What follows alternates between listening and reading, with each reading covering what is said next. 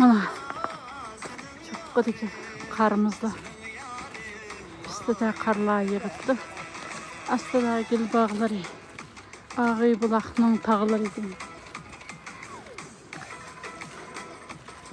Tağlarım şu.